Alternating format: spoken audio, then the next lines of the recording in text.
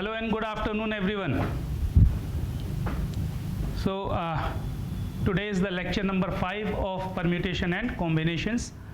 तो last lecture में हम लोग क्या डिस्कस कर रहे थे साहब, कुछ आपके डाउट्स डिस्कस किए थे, फिर उसके बाद हम लोगों ने कुछ और भी किया था ना.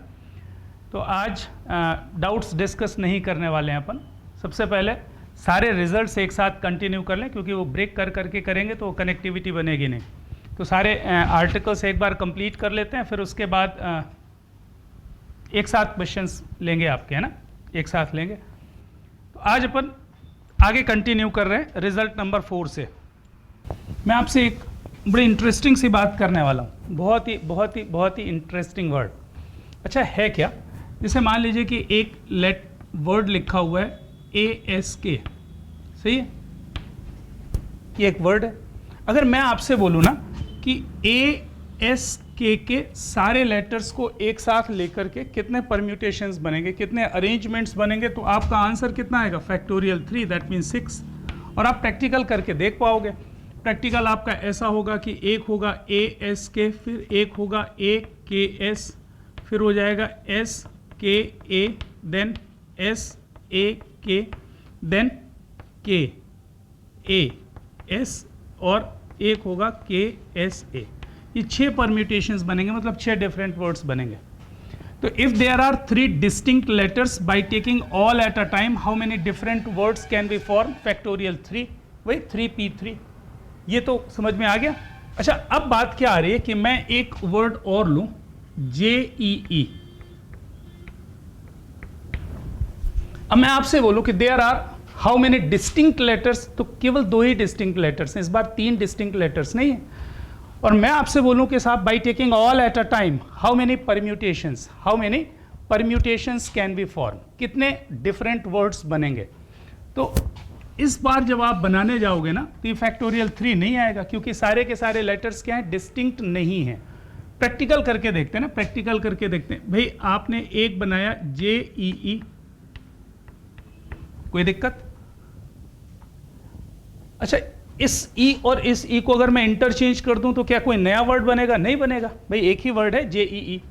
दूसरा ये हो सकता है कि EJE, और तीसरा हो सकता है क्या? EEJ.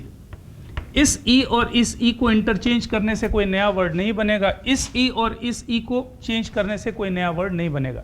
So now this time, इस बार कितने डिफरेंट वर्ड्स बनने वाले हैं?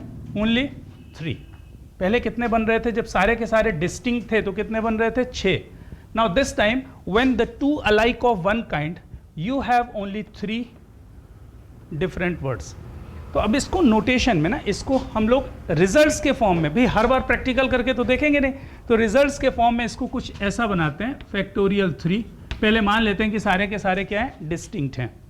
और डिवाइडेड बाय जितने अलाइक एलिमेंट्स हैं, एक जैसे जो एलिमेंट्स हैं, कितने एलिमेंट्स हैं? 2. उससे डिवाइड करना है. उससे डिवाइड करना मतलब उसके फैक्टोरियल से डिवाइड करना है. तो factorial 3 is what? 6. 3 into 2 into 1, और फैक्टोरियल 2 इज व्हाट? 2. तो 6 डिवाइडेड बाई 2, आपका आंसर आ जाएगा 3. तो इसके लिए हम लोग एक नया रिजल्ट डेवलप कर लेते हैं, उसको स्टेटमेंट के फॉर्म में लिखते हैं और उसका रिजल्ट अपन लर्न कर लेते हैं. ये तो रिजल्ट था फैक्टोरियल 3 वाला. कब? whenever all the distinct objects or all the distinct elements are there, by taking all at a time, how many permutations we have? NPN, that is factorial n. और अगर उनमें से कुछ रिपीट होने वाले लेटर्स हैं, कुछ सेम अलाइक एलिमेंट्स हैं, तो उसके लिए रिजल्ट कुछ नया बन जाएगा. तो मैं लिख देता हूं, इफ देयर आर, मैं स्टेटमेंट एक बार रिपीट कर रहा हूं, अच्छे से देख रहे हो ना. If there are n things in which P1 things are alike of one kind, P2 things are alike of second kind, P3 things are alike of third kind, and rest all other are distinct. बाकी जितने भी items हैं वो सारे के सारे कैसे हैं? डिस्टिंक्ट हैं. Then by taking all n things at a time, how many permutations can be formed? That will be given by factorial n divided by factorial P1, factorial P2, factorial P3. जैसे मैंने उसमें किया था JEE में, 3 letters थे, factorial 3 हो गया। 2 alike of one kind था, कौन से, ई और ई, तो डिवाइडेड बाय फैक्टोरियल 2 कर दिया, आपका आंसर कितना आया 6 divided by 2 and that is 3। तो आपको ये बहुत बहुत बहुत अच्छे से बात समझ में आ जानी चाहिए अब कि अगर सारे के सारे आइटम्स को एक साथ लेना है, लेकिन उनमें से कुछ आइटम एक तरह के हैं, कुछ दूसरे आइटम दूसरे तरह के हैं, कुछ तीसरे आइटम तीसरे तरह के हैं, बाकी सारे डिस्टिंक्ट हैं, तो सारे आइटम्स को एक साथ लेकर के जो परम्यूटेशंस बनेंगे वो फैक्टोरियल एन नहीं बनेंगे। कितने बनेंगे, factorial n divided by factorial P1, factorial P2, factorial P3। इसके सपोर्ट में ना एक दो एग्जाम्पल कर लेते हैं जल्दी से। कोई भी एक वर्ड ले लेते हैं ना, कोई भी एक वर्ड ले लेते हैं। There is a word,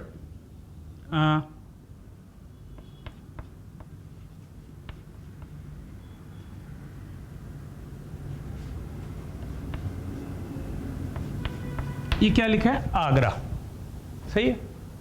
AGA नहीं लिखा है मैंने जो भी स्पेलिंग लिखी है ये, there is a word Agra. अच्छा क्या लिखा कि by taking all at a time how many 4 letters word can be form. तो how many 4 letter words can be formed।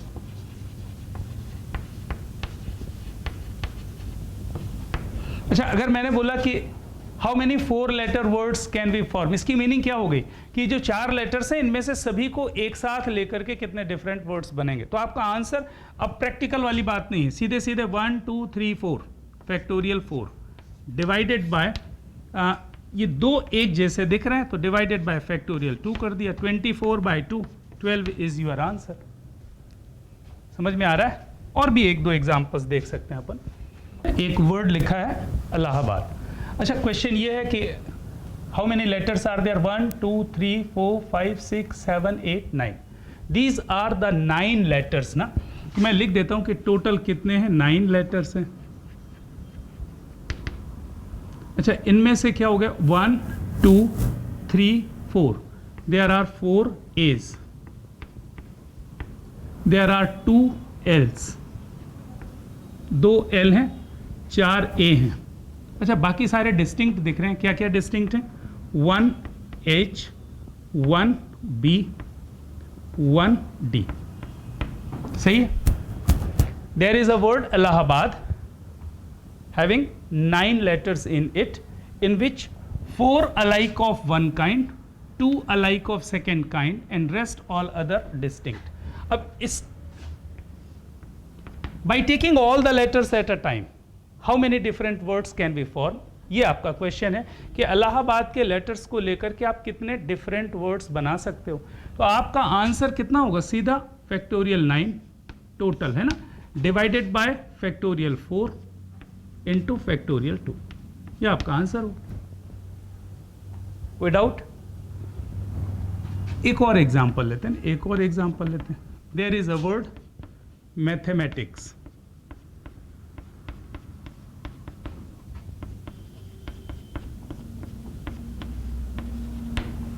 ये वर्ड है साहब मैथमेटिक्स।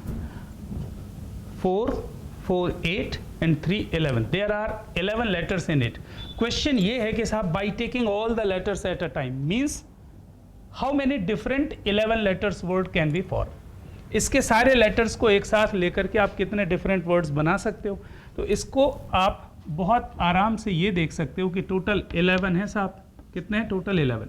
अच्छा ए कितने दिख रहे हैं, 1 2, तो यहाँ पर मैंने लिख दिया 2 A's आर देयर। अच्छा टी भी कुछ दिख रहे हैं, 2 T दिख रहे हैं ना, तो 2 मैंने T लिख दिए। अच्छा और भी कुछ दिख रहा है, M कितने हैं, 2 M है, तो 2 M लिख दिए। अच्छा बाकी सारे डिस्टिंक्ट दिख रहे हैं, 1 H सही है, 1 E बिल्कुल सही, 1 I 1 C एंड 1 S, है ना। 6 + 5 total 11 letters are there.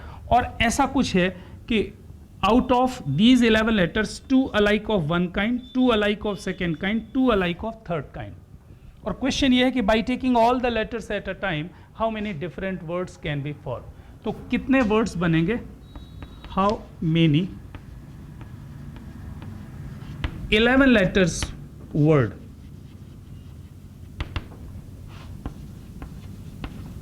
Can be form? ये आपका क्वेश्चन। 11 लेटर्स के वर्ड बनाने मतलब मुझे सारे के सारे एक साथ लेने पड़ेंगे, तब तो 11 लेटर आएंगे।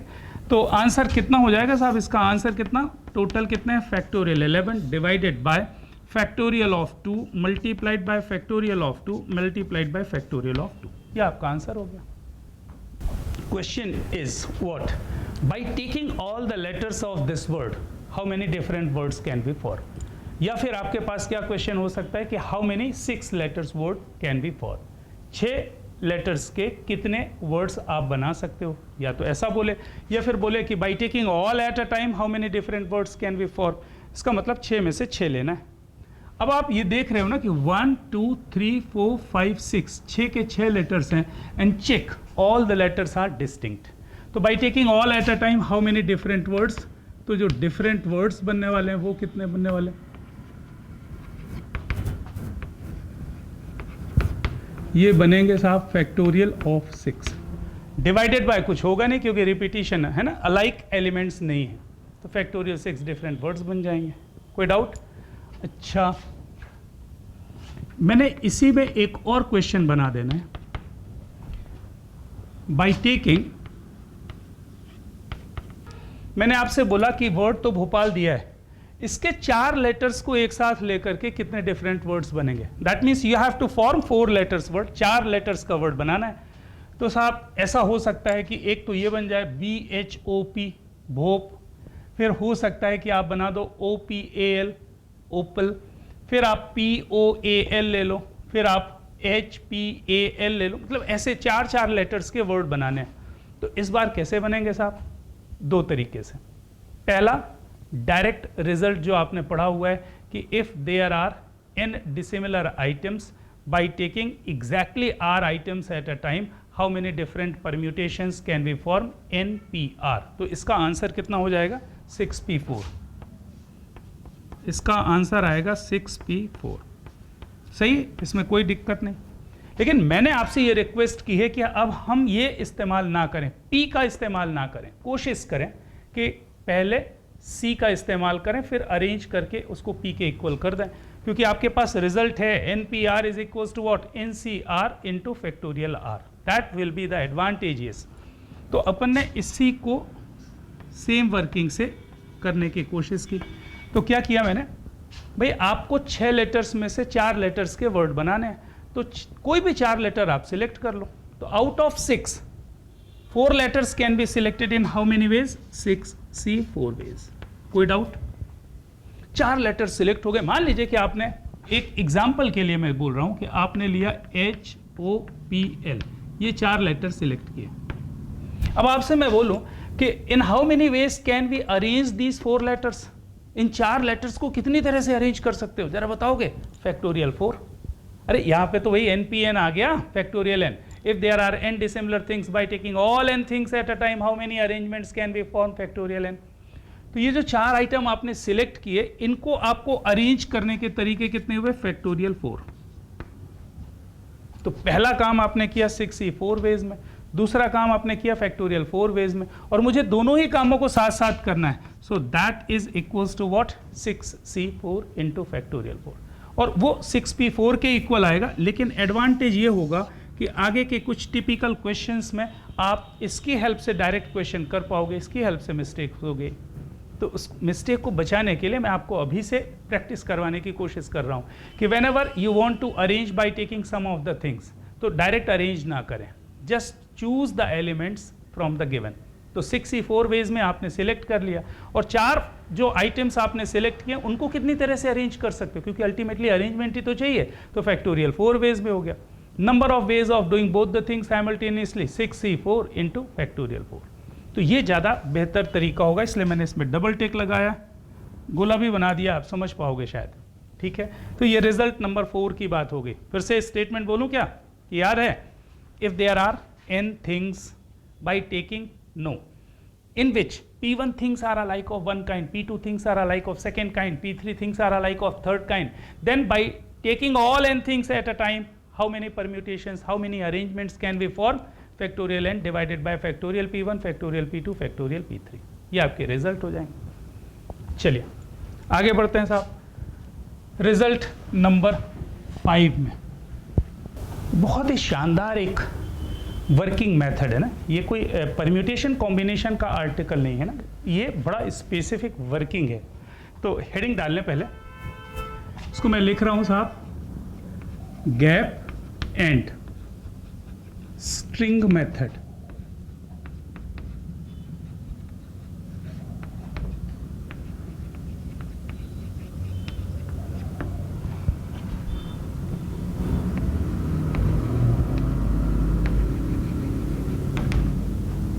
मोस्ट इंपॉर्टेंट पार्ट है ना, मोस्ट इंपॉर्टेंट पार्ट.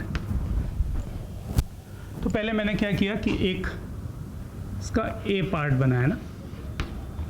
कौन सी मेथड कर रहे हैं? गैप.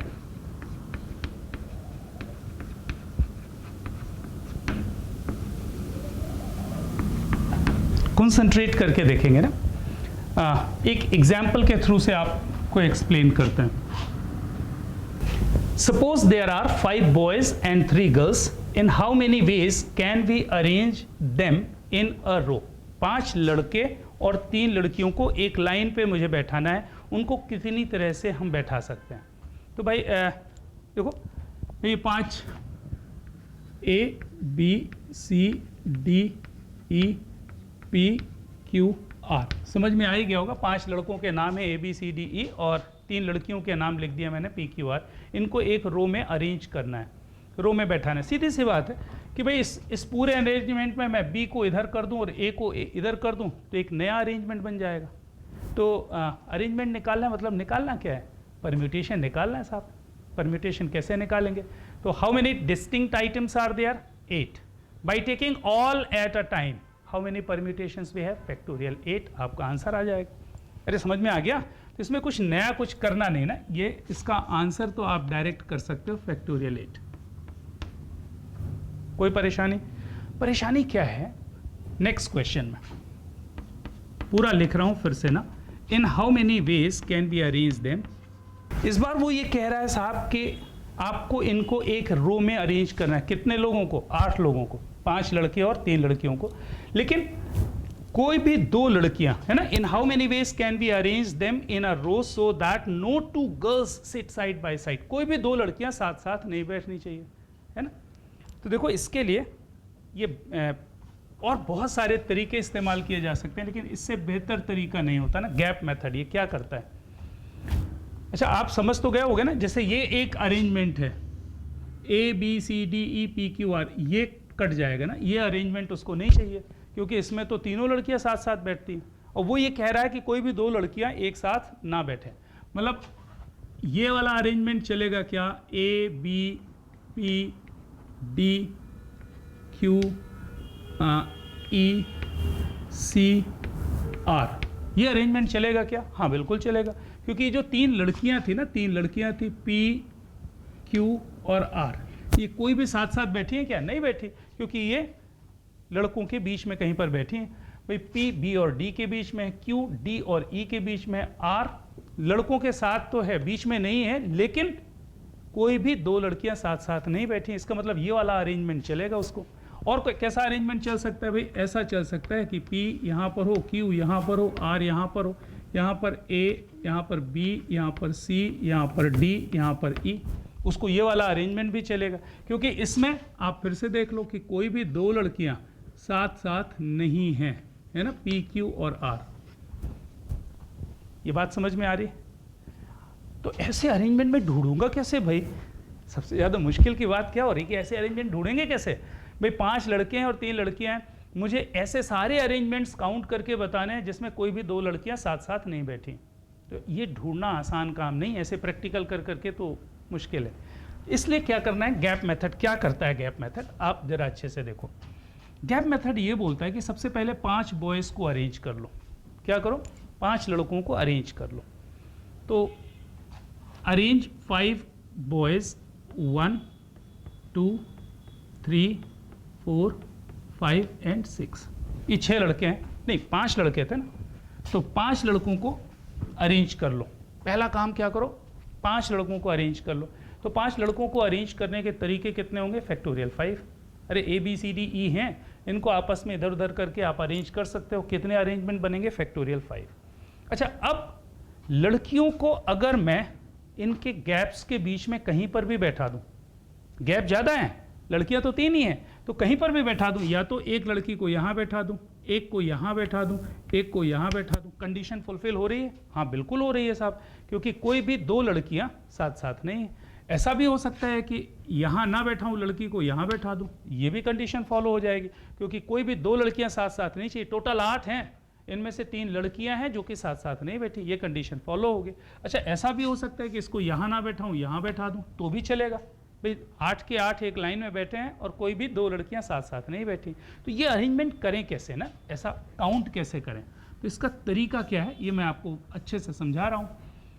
तो सबसे पहले मैंने क्या किया कि 5 लड़कों को बुलाया और उनको बैठा दिया और उनके अरेंजमेंट काउंट कर लिए। तो 5 लड़कों को एक रो में अरेंज करने के कितने तरीके होंगे, फैक्टोरियल 5, मतलब 120 अरेंजमेंट हो जाएंगे।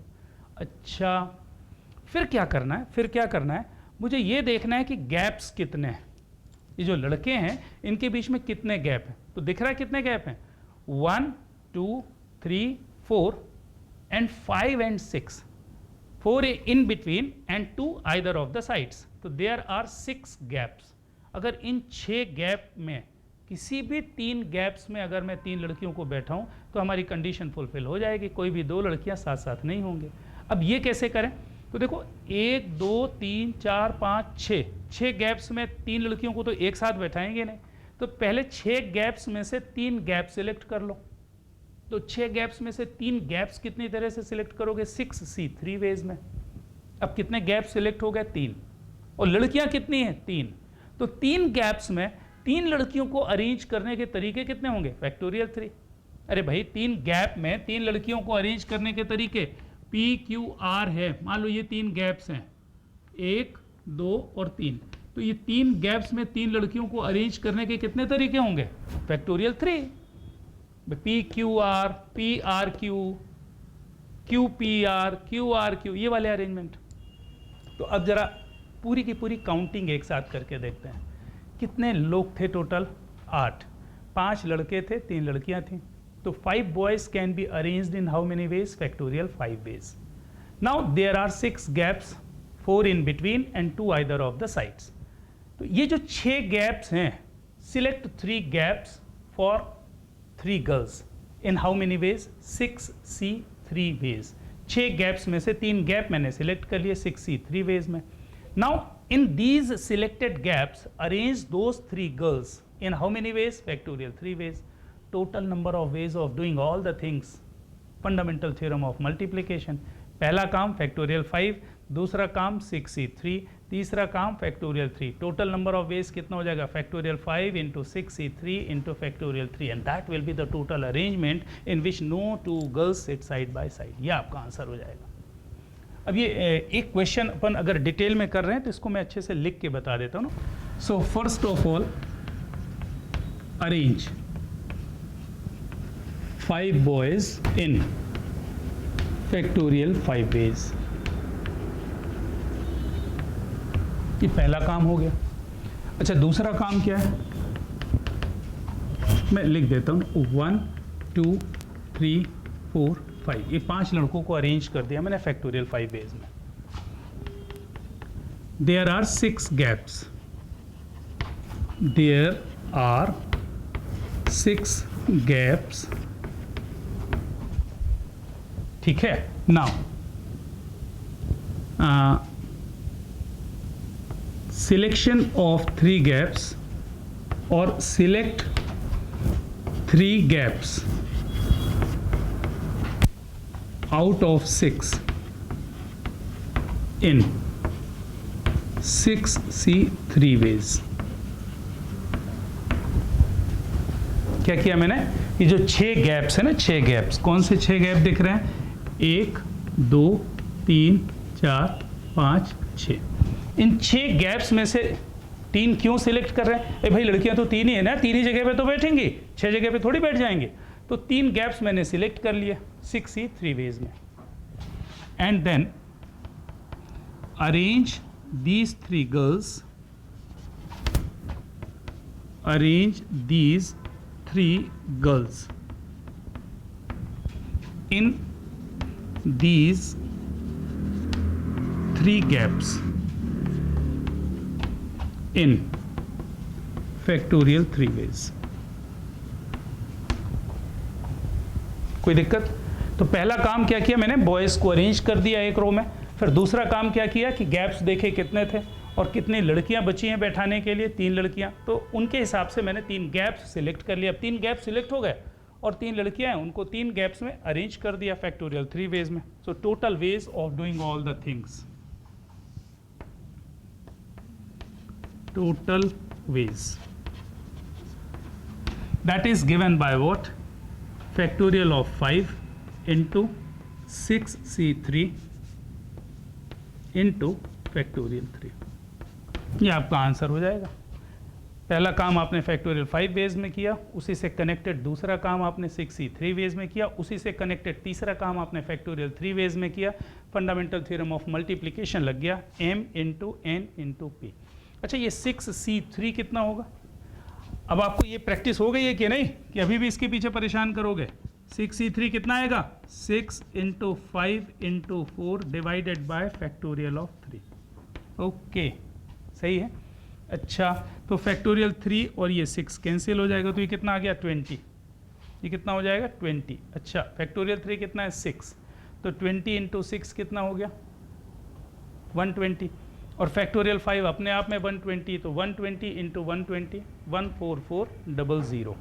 तो आप सोचो कि कितने अरेंजमेंट हो रहे हैं जी। मैं लिख दूं 120 into this one is what 20 into this one is what 6 and that is 14400। ये आपका फाइनल आंसर हो जाएगा। अब आप सोचो कि कोई बोले कि साहब हम ये प्रैक्टिकल करके देख लेंगे, है ना? तो देख लो भाई, हिम्मत है तो देख लो। 14,400 आउटकम्स हैं। तो 14,400 आउटकम्स प्रैक्टिकली तो पॉसिबल नहीं, इसलिए गैप मेथड की जानकारी होना आपको बहुत बहुत बहुत ज़्यादा ज़रूरी है।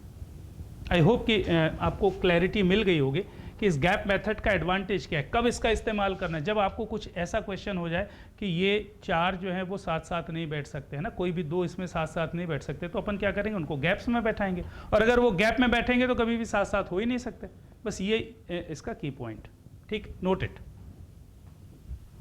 एक और एग्जाम्पल ले लेते हैं, ठीक है, स्ट्रिंग और गैप के लिए। देयर आर, क्वेश्चन एक बार देख लेते हैं क्या लिखा है ना। There are 4 positive sign and 3 negative sign. In how many ways can we place in a line, can we place them?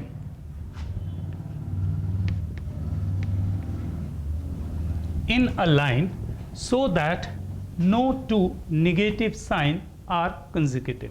इनमें से कोई भी 2 नेगेटिव साइन कंसेक्यूटिव नहीं होने चाहिए। अच्छा क्या समझ में आ रहा है इसमें?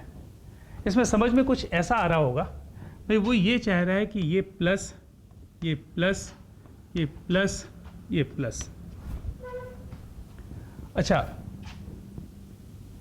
एक माइनस यहाँ पर हो जाए, एक माइनस यहाँ पर हो जाए, एक माइनस यहाँ पर हो जाए, ऐसा चलेगा उसको? बिल्कुल चलेगा, है ना, क्योंकि कोई भी 2 नेगेटिव साइन कंसेक्यूटिव नहीं है। अच्छा इसमें, इस क्वेश्चन में ना, इस क्वेश्चन में मैं एक और ऐड कर देता हूँ, all positive and negative signs are distinct. Purposely ऐसा मैंने लिख दिया आपको इस क्वेश्चन को समझाने के लिए ना। ये जो प्लस साइन बने हुए ना, ये सारे के सारे अलग अलग हैं। कैसे? अरे ऐसा होगा ना, हो सकता है कि भाई एक ये ज़्यादा बड़ा बना हो, एक ये छोटा सा हो, फिर ये वाला बीच के साइन का हो, ये वाला बहुत बहुत बहुत बड़ा साइन हो। ये नेगेटिव भी अलग अलग है, एक बड़ा नेगेटिव है, एक छोटा नेगेटिव है, एक बीच के साइन का है। मतलब अल्टीमेटली आप दिमाग में ये रख लें कि जो पॉजिटिव साइन है ये कैसे हैं, डिस्टिंक्ट हैं। उनकी साइज अलग अलग हो सकती है। और नेगेटिव साइन भी क्या है, डिस्टिंक्ट, ऐसा मान के चलें। ये सारे के सारे पॉजिटिव साइन एक जैसे नहीं है, नेगेटिव साइन भी एक जैसे नहीं है, ऐसा मैंने मेंशन कर दिया। All positive and negative signs are distinct. तो साहब मुझे क्या चाहिए, positive sign negative sign, positive sign negative sign, ऐसा कुछ होना चाहिए। नेगेटिव साइन कंसेक्यूटिव नहीं होना चाहिए, कोई भी दो नहीं होना चाहिए। अच्छा, तो अपन क्या करते हैं ना, सबसे पहले क्या किया, 4 पॉजिटिव साइन को अरेंज कर दिया ना, 1 2 3 4, ये 4 पॉजिटिव साइन है। तो इनको कितने वेज में अरेंज कर दूंगा मैं, फैक्टोरियल 4 वेज में। कोई डाउट? अच्छा, फिर क्या करूंगा, इसमें गैप्स देखूंगा भाई कितने गैप्स हैं। अच्छा, कितने गैप्स दिख रहे हैं, 3, तो इन बिटवीन है ना, 1 2 3 and 2 either of the sides. तो टोटल कितने गैप्स हैं, 5। और नेगेटिव साइन कितने हैं जिनको यहाँ पर प्लेस करना है, वो 3 है। तो 5 गैप्स में से 3 गैप्स मैंने सिलेक्ट कर लिए, which can be selected in how many ways, 5C3 ways. 3 gaps मान लीजिए सिलेक्ट कर लिए। मान लीजिए मैंने एक ये सिलेक्ट किया, एक ये सिलेक्ट किया, एक ये सिलेक्ट किया। अब ये जो 3 गैप्स हैं, इसमें 3 नेगेटिव साइन को अरेंज कर दो, which can be arranged in how many ways, factorial 3 ways. अरे 3 gaps 3 negative signs can be arranged in how many ways, factorial 3 ways. क्योंकि वो साइन डिस्टिंक्ट हैं, इसलिए फैक्टोरियल 3 आएगा, डिवाइडेड बाय कुछ नहीं आएगा। तो पहला काम आपने फैक्टोरियल 4 वेज में किया, दूसरा काम आपने 5C3 वेज में किया, तीसरा काम आपने फैक्टोरियल 3 वेज में किया। Total number of ways of doing all the things, factorial 4 into 5C3 into factorial 3। अच्छा, इसको सॉल्व करना बहुत ही आसान होता है, ये तो जानते हो ना, ये 24 होगा। अच्छा, 5C3 कितना होगा साहब, 5 into 4 into 3 divided by factorial 3। कितना हो जाएगा साहब, ये 10 आएगा ना, 10 आएगा। ये देखो, ये 6 है और ये 12 है, तो 6 2 ज़ा 12, 5 2 ज़ा 10, तो ये हो गया 10। और यहाँ पर कितना हो गया, 6। ठीक है, तो ये आपका कैलकुलेशन हो गया फाइनली। तो in how many ways can we arrange the 4 distinct positive signs and 3 negative signs, distinct negative signs in a row so that no 2 negative signs are consecutive। तो आपका आंसर कितना आएगा, factorial 4 into 5C3 into factorial 3। Gap method का इस्तेमाल करते हुए आप question कर पाओगे। कोई डाउट? चलिए आगे बढ़ते हैं। B part, string method.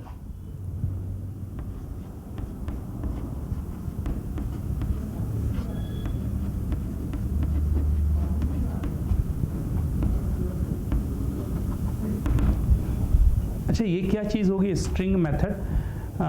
एक काम करते हैं, इसको भी एक एग्जाम्पल के थ्रू ही देखते हैं ना। एक एग्जाम्पल ले लेते हैं, बस इतना सा question. There are 5 persons A, B, C, D and E, in how many ways can we arrange them in a row? एक रो में इनको अरेंज करना है, तो कितनी तरह से इनको रो में अरेंज कर सकते हैं? तो इसमें तो कोई दम है नहीं यार, ये तो सीधे सीधे फैक्टोरियल 5 आ जाएगा। और फैक्टोरियल 5 का मतलब कितना आ गया, 1 2 0। सही है। Total arrangement, in how many ways can be arrange them in a row, factorial 5। अच्छा, सेकेंड पार्ट क्या है? अच्छा, ये कैसे हो रहा है भाई? जैसे A B C D E को आपने एक रो में बैठाना है, मतलब arrangement of the letters, arrangement of the persons, arrangement of any distinct thing है ना। तो फैक्टोरियल n होता है, तो फैक्टोरियल 5 हो गया। अब साहब उसने क्वेश्चन चेंज करके कुछ ऐसा कर दिया, इन a row so that B and C never sit together। ये क्वेश्चन भाई, मुझे क्वेश्चन समझ में आ गया कि फिर से बोलूं? There are 5 persons A B C D E in a row। ये तो है, in how many ways can be arrange them in a row, तो वो तो 120 हो गया। In how many ways can be arrange them in a row so that B and C never sit together. भाई देखो क्या है कि जितने भी अरेंजमेंट होंगे ना A B C D E के, भाई ये है A B C D E, एक अरेंजमेंट तो ये हो जाएगा, A को बैठाया, फिर B को, फिर C को, फिर D को, फिर E को। अच्छा, इसमें B और C एक साथ साथ बैठे हैं। एक अरेंजमेंट ऐसा भी हो सकता है कि A C B D and E, ये भी एक अरेंजमेंट हो सकता है। तो उसको ये अरेंजमेंट नहीं चाहिए, उसको ये भी अरेंजमेंट नहीं चाहिए। अच्छा, ऐसा भी हो सकता है ना कि यहाँ पर हो B, फिर यहाँ पर हो C, फिर यहाँ पर A, यहाँ पर D, यहाँ पर E, ये वाला अरेंजमेंट भी नहीं चाहिए। बात समझ में आ रही भाई?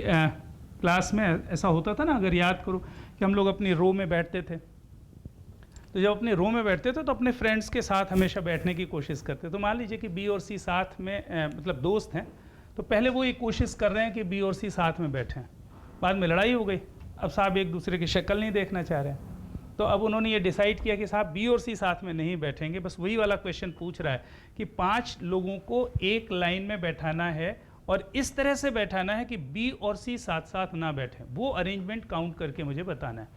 तो सबसे पहले तो मैंने क्या निकाल लिया, टोटल अरेंजमेंट निकाल लिया कि साहब बिना किसी रेस्ट्रिक्शन के अगर मैं देखूं तो टोटल अरेंजमेंट कितने होंगे, फैक्टोरियल 5 होगा। फैक्टोरियल 5 का मतलब कितने अरेंजमेंट हो जाएंगे साहब, 120 अरेंजमेंट हो जाएंगे।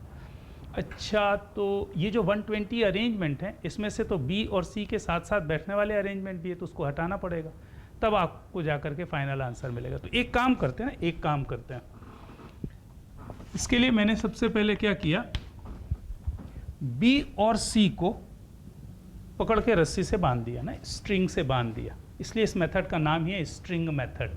क्या किया मैंने, बी और सी को tighten them with a string. ठीक है, तो पहला स्टेप मैंने क्या किया कि tighten B and C with a string.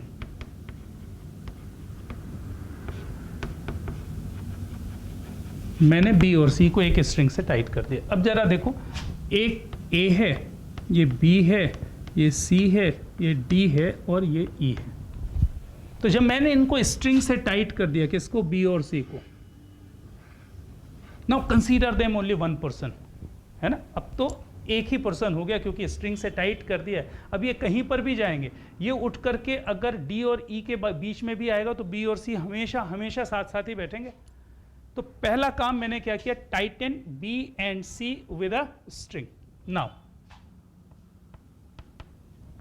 Number of ways, पहले मैंने निकाल लिया नंबर ऑफ वेज इन विच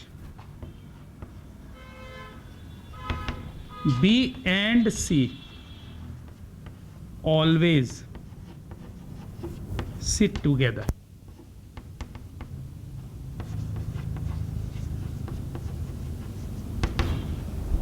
भाई मुझे निकालना क्या है कि मुझे एक रो में बैठाना है कि बी और सी कभी साथ साथ ना बैठें।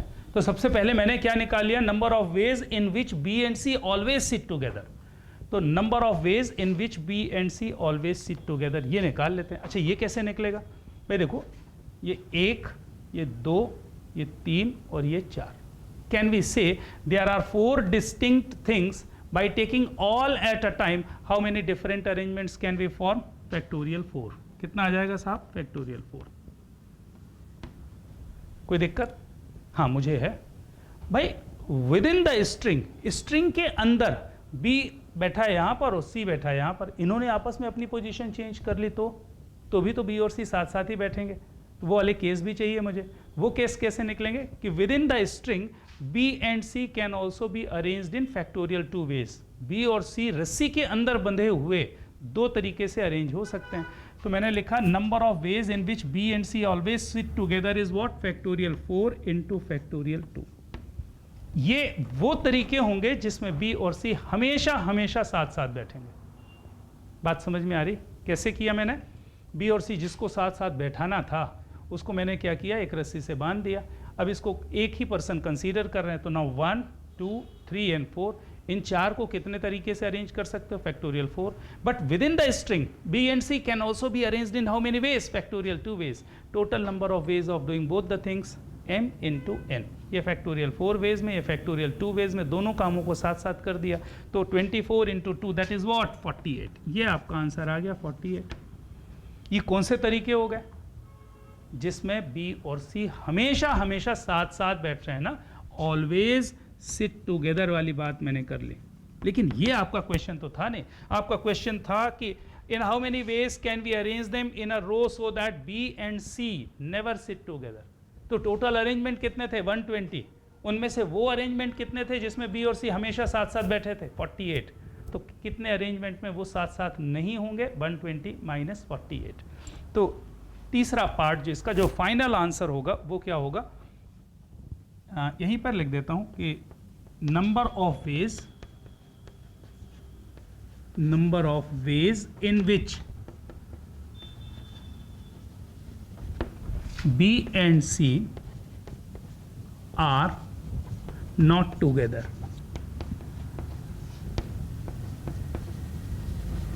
That is equals to what? Total arrangement minus together arrangement. बस तो टोटल अरेंजमेंट थे साहब factorial 4 minus factorial 4 into factorial 2 and that is what 120 minus 48, 72 आपका आंसर आ जाएगा।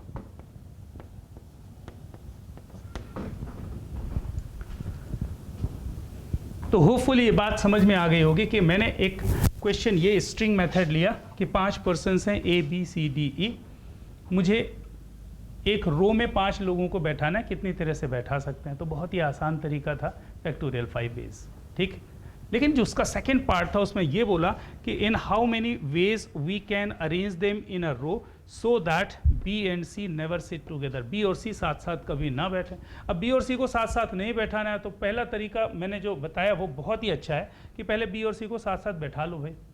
तो बैठाने के साथ साथ बैठाने के तरीके कितने निकाल दिए मैंने, फैक्टोरियल 4 इंटू फैक्टोरियल 2, और टोटल में से उसको हटा देंगे तो वो तरीके आ जाएंगे जिसमें बी और सी कभी भी साथ साथ नहीं होंगे। एक क्वेश्चन और करेंगे जल्दी से, हाँ प्लीज नोट इट। देखो इसमें जो क्वेश्चंस होंगे ना इसको कई जगह इस्तेमाल किया जा सकता है, स्ट्रिंग मेथड या गैप मेथड का। तो एक एग्जांपल ले रहे हैं ना, एक एग्जांपल ले रहे हैं।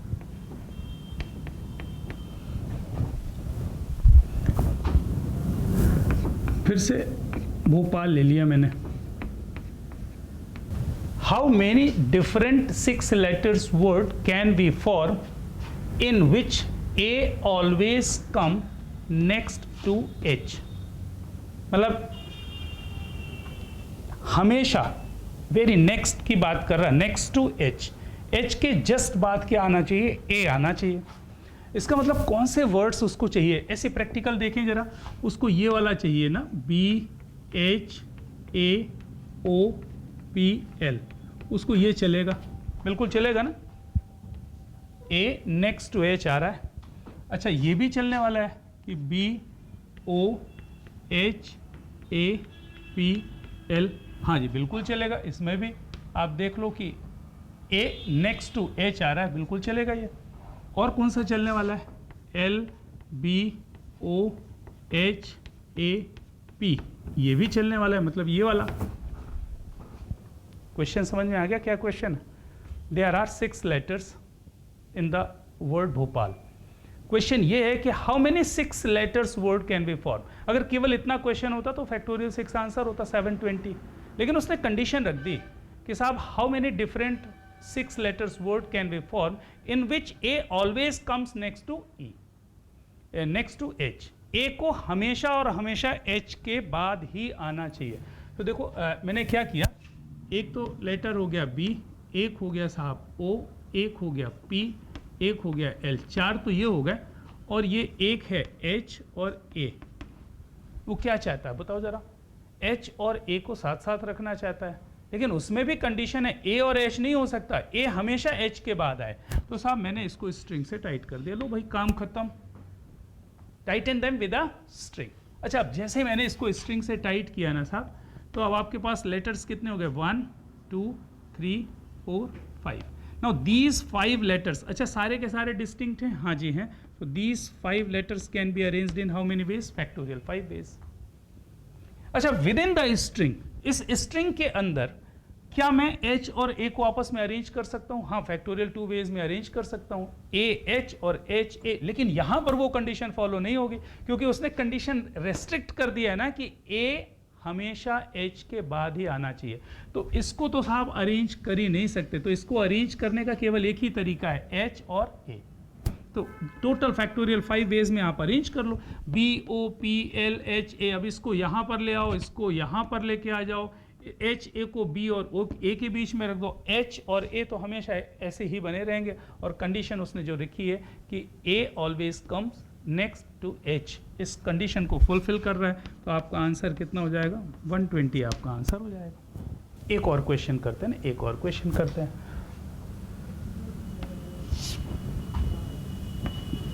देयर आर 6 फ्रेंड्स हैं, इनको मुझे अरेंज करना है ना, अरेंज करना है। तो कितनी तरह से अरेंज कर सकते हो? अरे या तो फ्रेंड्स बोल दो या लेटर्स बोल दो, डिफरेंट वर्ड्स बोल दो, मीनिंग एक ही है ना, अरेंजमेंट ही तो करना है। तो in how many ways can be arrange them in a row, ऐसी बात हो रही है। तो इसका आंसर तो बिना सोचे समझे हम लिख सकते हैं साहब, फैक्टोरियल 6 वेज। कोई डाउट? अच्छा, अब मैंने क्या किया भाई, 6 बच्चे हैं, 6 फ्रेंड्स हैं, उनको एक रो में बैठाना है साहब। 6 चेयर्स लगी हुई हैं, कहीं पर भी आकर के X बैठ गया, कहीं Y बैठ गया, कहीं Z बैठ गया, कहीं A बैठ गया, कहीं B बैठ गया, कहीं C बैठ गया। इस तरह के कितने अरेंजमेंट्स बनेंगे? फैक्टोरियल 6, 720 अरेंजमेंट्स हो जाएंगे। अब क्या हुआ कि साहब सिंडिकेट बना लिया लोगों ने, A, B और C ने अपना एक ग्रुप बना लिया और बोला साहब कि अब हम तो बिल्कुल बाजू बाजू ही बैठने वाले हैं। तो क्वेश्चन ये बन जाता है, कि in how many ways can be arrange them, in how many ways can we arrange them?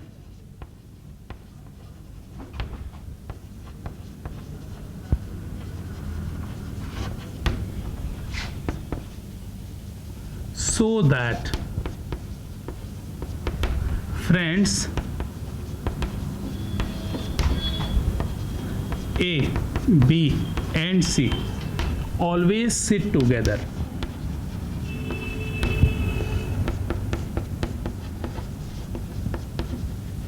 ये क्वेश्चन भाई, A, B, C हमेशा साथ साथ बैठना चाहते हैं। मतलब ऐसा ना हो कि अरेंजमेंट का, इसका मतलब समझ में आ गया ना। जैसे मान लीजिए ये X बैठा है, फिर ये A, फिर ये B, फिर ये C, फिर ये Y और ये फिर Z, ये वाला अरेंजमेंट चलेगा। A, B, C को साथ साथ होना चाहिए। ऐसा हो सकता है ना कि ऐसा हो सकता है कि X बैठे, फिर C बैठे, फिर A बैठे, फिर B बैठे, फिर Y बैठे, फिर J बैठे। ये चलेगा क्या? हाँ चलेगा। एक चलेगा क्या? क्योंकि A, B, C अभी भी साथ साथ है। तो अल्टीमेटली टारगेट फिक्स हो गया कि you have to find those arrangements in which A, B, C always sit together. तो आसान तरीका क्या होगा? एक रस्सी से बांध दो भाई, बड़े साथ साथ बैठना चाहते हैं। तो A, B, C को मैंने क्या किया, एक रस्सी से बांध दिया। तो ये A, B, C एक स्ट्रिंग में बंध गए। बाकी बचा कौन भाई? A, B और C ये स्ट्रिंग में बंध गए।